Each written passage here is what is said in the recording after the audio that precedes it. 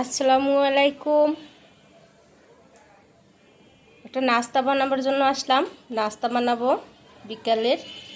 তো এখানে নিয়েছি লম্বা লুডুস, সিদ্ধ করে নিয়েছি অ্যাঙ্কার ডাল, সাথে 2 পদের পাস্তা, চিংড়ি মাছ, একটা ডিম, পেঁয়াজ, রসুন কুচি, কাঁচামরিচ, আর নিয়েছি বিরিয়ানির মশলা। তো আমি এই দিয়ে একটা নাস্তা বানাবো। গরম পানি দিয়ে দিয়েছি পাস্তা সিদ্ধ করার জন্য। তো পানিটা গরম হয়ে গেছে, পাস্তা দিয়ে দিলাম। ডালটা আমি সিদ্ধ করে ফ্রিজে রেখেছিলাম, তো পাস্তার সাথে সিদ্ধ করে নেব, দিয়ে দিলাম। যেহেতু ঠান্ডা হয়ে আছে ডালটা,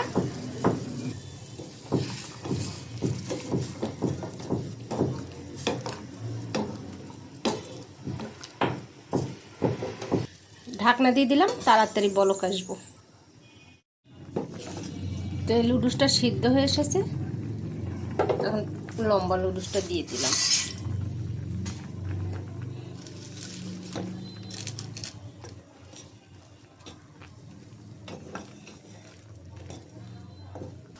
তো সিদ্ধ হয়ে গেছে, আমি এখন পানি জড়াই নেব।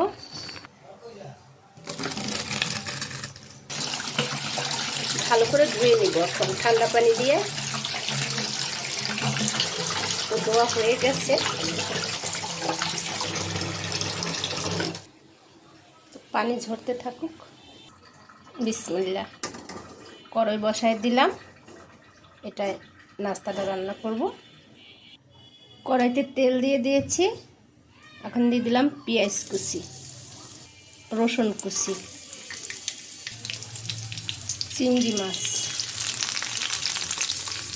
কাঁচামরিচ, হালকা করে ভেজে নেব।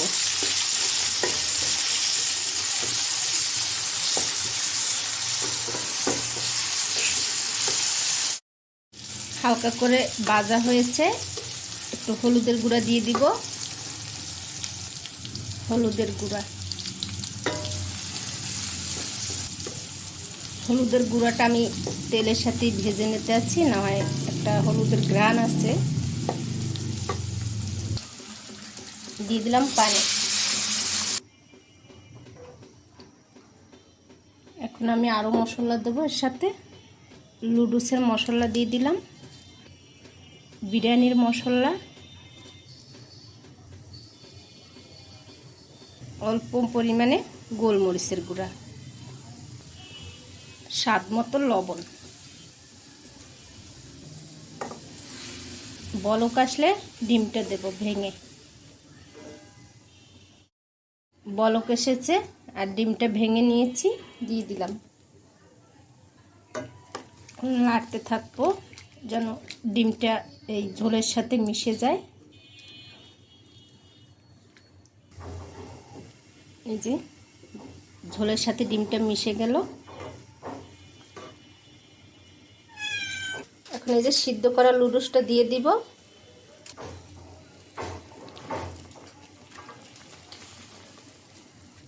তো লুডুস দিয়ে দিয়েছি, একটু টেস্টি সল্ট দিয়ে দেবো উপর থেকে। ভালো করে নাড়াচাড়া দিয়ে দিব।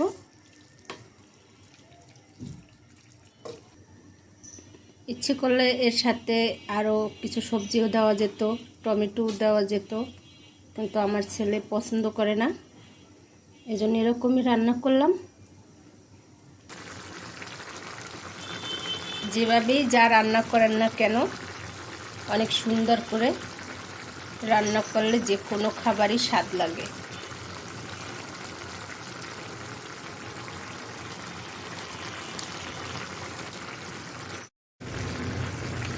তো রান্না হয়ে গেছে, চুলাটা অফ করে দিব।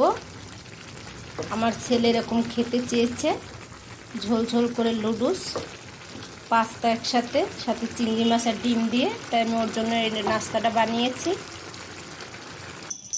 কত সুন্দর হয়েছে নাস্তাটা। এই খাবারটা গরম গরমই খেতে হবে।